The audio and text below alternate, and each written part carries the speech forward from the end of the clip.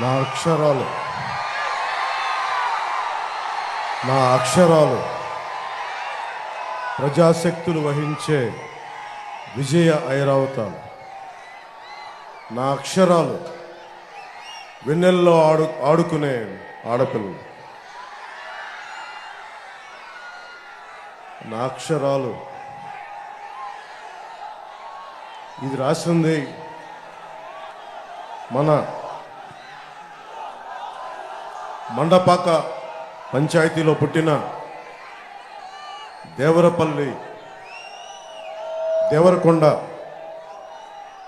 బాలగంగాధర్ తిలక్ గారు, మన తణుకులో పుట్టిన మండపాక పంచాయతీలో పుట్టిన దేవరకొండ బాలగంగాధర్ తిలక్ గారు రాసింది. మన తణుకు బాపు గారు లాంటి ఒక గొప్ప చిత్రకారుడిని పుట్టించింది. మన తణుకు నన్నయ్య ఇక్కడ యజ్ఞ యాగాదులు చేసి భారతానికి శ్రీకారం చుట్టిన నేలేదు. రాకెట్ ఫ్యూయల్కి ఇస్రో తోటి ఒప్పందం కుదుర్చుకొని ఇస్రోకి మనకి రాకెట్ ఇంధనం చేసిన నేలేదు. పారిశ్రామికంగా చాలా పురోభివృద్ధి నేలేదు. ఈ రోజున వైసీపీ పాలనలో అలాంటి నేల కరప్షన్ క్యాపిటల్గా అయిపోయింది. పోయినసారి వారాహ యాత్ర వచ్చినప్పుడు ఇక్కడున్న సివిల్ సప్లైస్ మంత్రి ఒక రైతుని ధాన్యం తడిచిపోయి మొలకలు వచ్చినాయి అంటే, మొలకలు వస్తే ఏం చేస్తాం, మొలకలు రాకపోతే ఏమొస్తాయి అని చాలా చిత్కారంగా మాట్లాడి రోజు అన్నం పెట్టే రైతుని ఏడిపించిన విధానం నాకు చాలా బాధ కలిగించింది. అన్నం పెట్టే రైతుని ఏడిపించిన ప్రభుత్వం, ఏడిపించిన ఆ సివిల్ సప్లైస్ మంత్రి కొడుకు సర్వం ఈ ఎన్నికల్లో తుడిచిపెట్టుకుపోవాలి. ఇది ఎందుకు నేను అడుగుతున్నాను ఇదంటే, దశాబ్ద కాలంగా పార్టీ పెట్టి నేను పనిచేస్తున్న ముఖ్యంగా యువతకి ఉపాధి అవకాశాలు ఉండాలి. ప్రధానమంత్రి గారు 2047కి భారతదేశ భవిష్యత్తు ఇలా ఉండాలని ఒకవైపు ఆయన కోరుకుంటా ఉన్నారు. బలమైన నాయకులు, అనుభవం గల నాయకులు, ముఖ్యమంత్రిగా సుదీర్ఘ అనుభవం ఉన్న వ్యక్తి, 90 ఆఖర్లో 2020 విజన్ అని చెప్పి ఒక సైబరాబాద్ సిటీ లాంటి, మాదాపూర్ లాంటి సిటీకి రూపకల్పన చేసిన వ్యక్తి, దానికోసం శ్రమించిన వ్యక్తి. ఈ రోజున అది ఒక అబ్సల్యూట్ గ్రోత్ ఇంజన్గా అయిపోయింది. తెలంగాణకి విభజన జరిగినప్పటి నుంచి మనకు అన్యాయం జరుగుతూ ఉంది. మనలో మనం కొట్టుకోవడం కాదు, అందరం కలిపి కట్టుగా ఉండాలి. 2014 నుంచి మనకి పార్టీలు విడిపోకుండా ఉండాలి. ఎవరికాళ్ళు సొంతంగా చేస్తే మళ్ళీ దుర్మార్గులు రాజ్యాలు వెళ్తారు. 2014 నుంచి ఆ రోజు నేను ఇక్కడ శ్రమ పడతా ఉన్నాను. దాంట్లో భాగంగానే 2014లో అరివిల్లి రాధాకృష్ణ గారు మొట్టమొదటిసారిగా ఎమ్మెల్యేగా ఎన్నికయ్యారు. ఇది నేను కోరుకుంటుంది. మీకు ప్రభుత్వం చూడండి ఎలా ఉందో. పోలవరం ప్రాజెక్ట్ అయ్యిందని అడిగితే ఆ పోలవరం ప్రాజెక్ట్ ఇరిగేషన్ ముఖ్యమంత్రి డ్యాన్సులు చేస్తూ ఉన్నాడు. ఓలమ్మి తిక్కరేగిందా, ఒళ్ళంతా తిమ్మిరెక్కిందా అని చెప్పి ఇలాంటి పాటలకి డ్యాన్స్ ప్రాక్టీస్ చేస్తూ ఉంటాడు. రీహాబిలిటేషన్ ఏమైంది, పునరావాసం కల్పించారా లేదా అంటే, అబ్బని తెయ్యని దెబ్బ ఎంత కమ్మగా ఉందరా అబ్బా అని చెప్పి అతను దాని మీద డ్యాన్స్ ప్రాక్టీసులు చేస్తూ ఉంటాడు. మనకి మంత్రులు బూతులు తిట్టేవాళ్ళు, ఇక్కడ మంత్రిలాగా దాడులు చేసేవాళ్ళు, డ్యాన్సులు చేసేవాళ్ళు వైసీపీ క్యాబినెట్లో ఉన్నారు. ఇంతమంది ఈరోజు నేను మీకోసం చప్పట్లు కొట్టించుకోవడానికి రాలేదు. మీకోసం మేమందరం నిలబడడానికి వచ్చాం. ఇక్కడికి తగ్గాం మేము. చంద్రబాబు గారు తగ్గారు. ఒక బలమైన వ్యవస్థాపక బలం ఉండి కూడా ఆయన తగ్గారు. ముఖ్యంగా నేను ఇక్కడ తణుకు నియోజకవర్గం జనసేన అభ్యర్థిని ప్రకటించిన తర్వాత కూడా నేను తగ్గాల్సి వచ్చింది. ఎందుకు తగ్గాల్సి వచ్చింది అంటే ఇన్ని స్థానాలు గెలవాలి, ఓటు చీలిపోకూడదు. దాంట్లో భాగంగా మా అన్నయ్య నాగబాబు గారి సీటు కూడా అనకాపల్లి పార్లమెంటు అభ్యర్థిగా ప్రకటించి కూడా మన భారతీయ జనతా పార్టీ కేంద్ర నాయకత్వం అడిగినప్పుడు దాన్ని నేను తీసుకొని మా అన్నయ్య గారికి కూడా క్షమాపణలు చెప్పి పెద్ద మనసుతో అర్థం చేసుకోమని నేను తగ్గాను. ఇవన్నీ ఎందుకు చేస్తున్నామంటే మీ భవిష్యత్తు కోసమే చేస్తున్నాం. ఇక్కడ ఆడబిడ్డల భద్రత కోసం ప్రతి ఒక్కరు రైతు బాగుండాలి, రైతు బాధపడకూడదు, రైతుకి అండగా ఉండాలి. ఈ రోజుకి మనం కోరుకుంటుంది బేసిక్ హెల్త్ కేర్. ఇక్కడ మనకి జిల్లాగా ఏర్పడిన తర్వాత హాస్పిటల్ ఏర్పాటు చేశారు. హాస్పిటల్ ఈ రోజుకి రోగి తిండి ఖర్చులకి 2 కోట్ల రూపాయలు ఇంకా బకాయిలు ఉన్నాయి, బకాయిలు తీర్చలేదు. దోపిడీ మీద దృష్టి ఉన్నవాడు ప్రజల అవసరాలకి ఏమాత్రం గుర్తిస్తారు వీళ్ళు. ఈ రోజున ఈ మే 13 వచ్చే ఎన్నికల్లో మీరు ప్రత్యేకమైన దృష్టి పెట్టండి.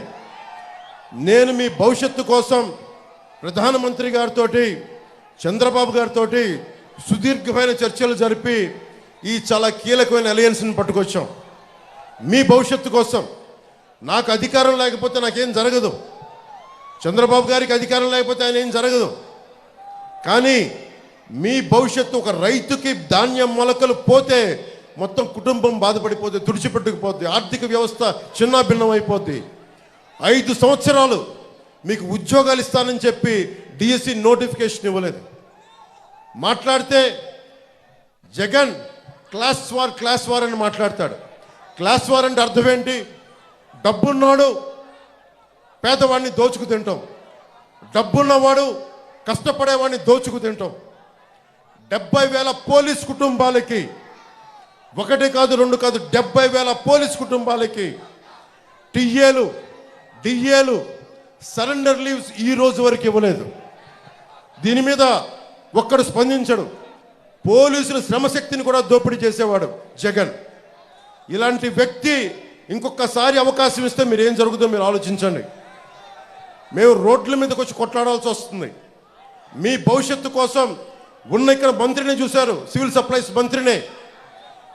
కొడుకు ఒకవైపు, అతను అనుచరులు ఒకవైపు, కనీసం వాళ్ళ దోచుకున్న సొమ్ముతోటి కనీసం ఇక్కడ పరిశ్రమలు కూడా పెట్టలా.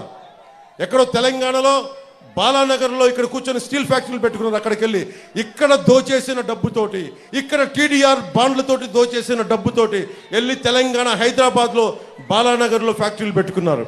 కనీసం అవినీతి డబ్బుతోటి కనీసం ఇక్కడ పరిశ్రమలు పెట్టినా కానీ కొద్దిమంది కనీసం ఉపాధి అవకాశాలను వచ్చిండే. వాడు కనీసం ఆ జ్ఞానం కూడా లేదు ఆ మనుషులకి.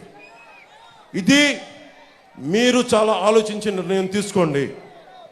మాకేమవ్వదు.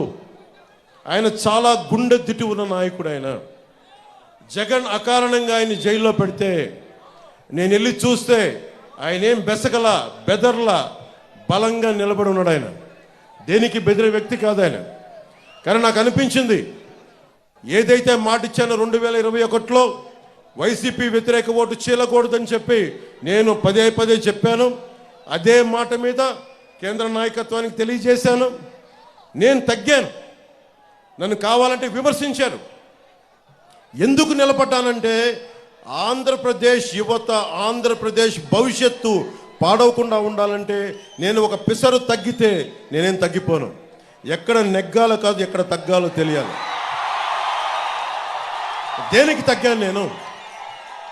ఇక్కడ అభ్యర్థిని అనౌన్స్ చేసిన తర్వాత కూడా ఎందుకు తగ్గాల్సి వచ్చింది అంటే మా వాళ్ళు ఒకళ్ళు తగ్గుతారు కానీ మీరు గెలుస్తారు, మీకు ఉపాధి అవకాశాలు వస్తాయి. అది దృష్టిలో పెట్టుకొని నేను తగ్గాను తప్ప పార్టీని తగ్గించాలని కానీ కూడా కాదు. ఎందుకంటే 4 దశాబ్దాలుగా ఒడిదుడుకులు తీసుకున్న వ్యక్తి, ఆయన అనుభవం కావాలి. అలాగే నేను ఎక్కడ సమస్య ఉన్నా, ఉదాహరణకి ఉద్దానం కిడ్నీ సమస్యకే 2014లో ఆయన మీద నాకు ఉన్న గౌరవం ఏంటంటే 2014లో ఉద్దానం కిడ్నీ సమస్య అప్పుడు గుర్తించి శ్రీకాకుళం వెళ్ళి నేను తిరిగితే ఆయన దృష్టికి తీసుకొస్తే 24 గంటలు తిరక్క ముందే మొత్తం ఉన్నతాధికారులు బృందాన్ని పిలిపించి మంగళగిరిలో కూర్చొని, క్యాంప్ ఆఫీస్లో కూర్చొని మొత్తం ఏం చేయాలని చెప్పి వెంటనే తక్షణంగా దానికోసం ఒక రిలీఫ్ ప్రోగ్రామ్ చేశారు. వెంటనే ఏవే రెమెడియల్ మెజర్స్ తీసుకున్నారు. అందుకనే ఆయన అనుభవం నాకు మనకి రాష్ట్రానికి కావాలి.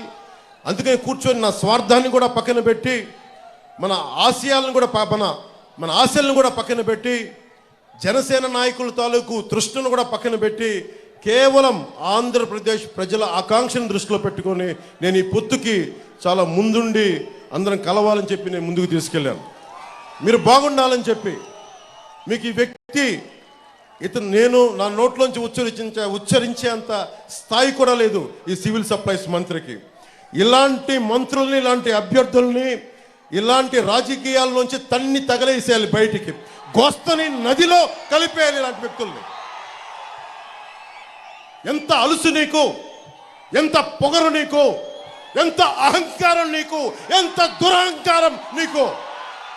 రైతు ఏడుస్తా ధాన్యానికి మొలకలు వచ్చినాయి అంటే నువ్వు బూతులు తిడతావా? నీ అహంకారాన్ని నేల కింద రాచే రోజులు వస్తున్నాయి, మర్చిపోకు. నేను ఓట్ల కోసం కానీ నేను ప్రజలు బాగుండాలని ఆకాంక్షించేవాడిని. 25 సంవత్సరాలు రోజుకి కోట్లు తీసుకోగలిగే సత్తా ఉన్నవాడిని. ఇవన్నీ పక్కన పెట్టి ఒక సమూహం కావాలి. ఒక నదికి, ఒక దేశానికి ఒక నది చాలదు, ఒక దేహానికి ఒక రక్తనాళం సరిపోదు. అలాంటి 5 కోట్ల మంది ప్రజలకి ఒకళ్ళిద్దరు నాయకులు సరిపోరు. 3 పార్టీల బలమైన నాయకత్వం కావాలి. కేంద్ర నాయకత్వం సహాయ సహకారాలు ఉండాలి. చంద్రబాబు గారి అనుభవం కావాలి. మన జన సైనికుల వాడి జోడి మన బలంగా ముందుకు తీసుకెళ్ళగలిగే పోరాట శక్తి కావాలి. జనసేన రోడ్ల మీదకి వచ్చి పోరాటం చేస్తుంది. ఈ మంత్రికి చెప్తా ఉన్నాను, నా జన సైనికుల మీద పడిన ఒంటి మీద పడ్డ దెబ్బ మేము మర్చిపోలేదు, గుర్తుపెట్టుకో.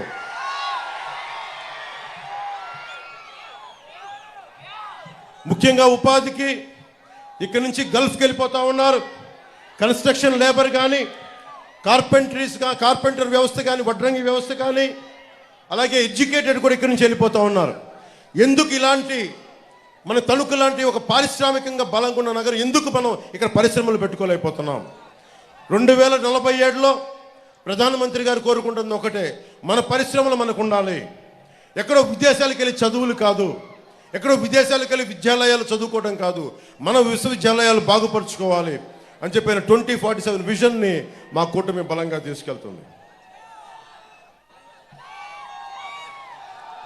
ఈ రోజున చంద్రబాబు గారికి కూడా నా విన్నపం కూడా చెప్తా ఉన్నాను. సార్, ప్రతి ఒక్కరూ పేద వర్గాల గురించి ఆలోచిస్తూ ఉన్నారు, అల్పాదాయ వర్గాల గురించి ఆలోచిస్తున్నారు, పారిశ్రామికవేత్తల గురించి ఆలోచిస్తున్నారు. మధ్యతరగతి మనుషులను వదిలేశారు అందరూ. దయచేసి మీ దృష్టికి తీసుకొస్తున్నాం, మన కూటమిలో మధ్యతరగతి మనిషిని అందరం వదిలేసాం. మధ్యతరగతి మనిషిని మా కూటమి గుండెల్లో పెట్టుకుంటుంది. మధ్యతరగతి మనిషికి ఎవరో నిలబడరు.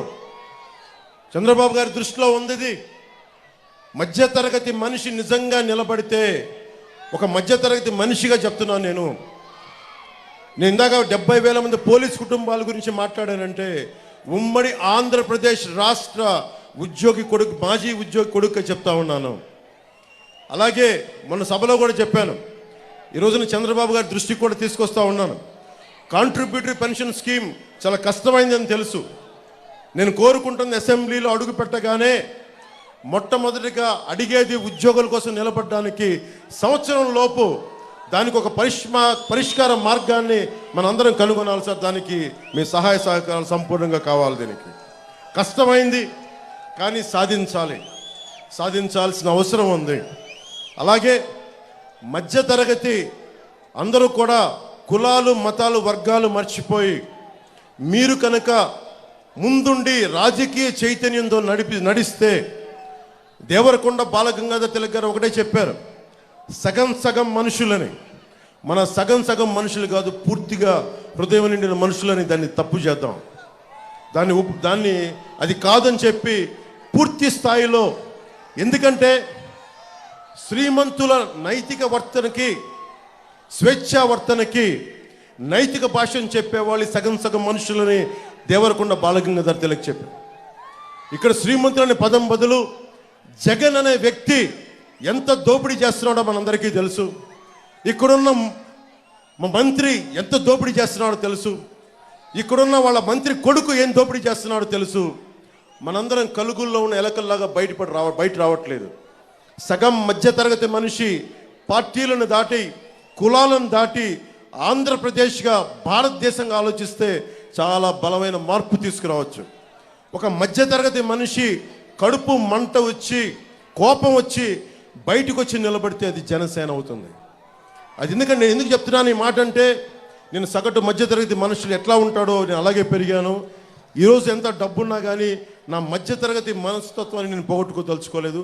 ఆ మధ్యతరగతి మనిషే ఈ రోజున కూర్చొని ఓటు చీలకూడదు, అందరం కలిపి ఉండాలని చెప్పి సగటు మధ్యతరగతి మనిషి ఆకాంక్ష ఆశయమే ఈ రోజున జనసేన ముందుకు తీసుకొచ్చు.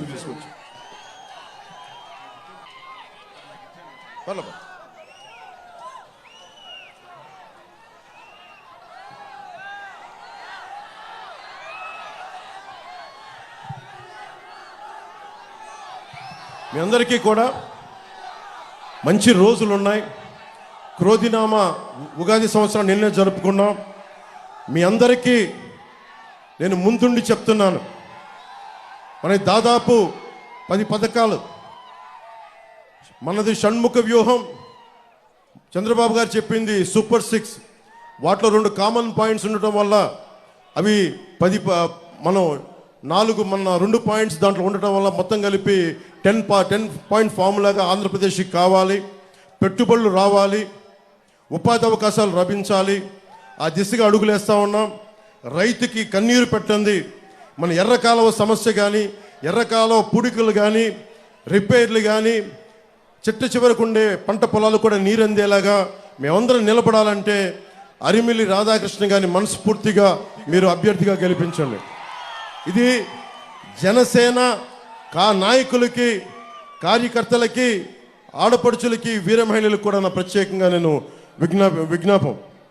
విజ్ఞాపన.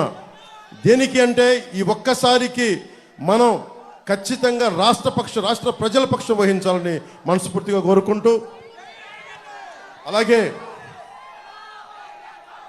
భూపతిరాజు శ్రీనివాస్ వర్మ గారు మన కూటమి ఉమ్మడి అభ్యర్థిగా భారతీయ జనతా పార్టీ తరపు నుంచి నిలబడతా ఉన్న నర్సాపూర్ పార్లమెంట్ అభ్యర్థిగా వారిని మనస్ఫూర్తిగా బలమైన మనకి మెజారిటీతో గెలిపించవలసిందిగా మనస్ఫూర్తిగా కోరుకుంటా ఉన్నాను. అలాగే ఈ సభకి వచ్చిన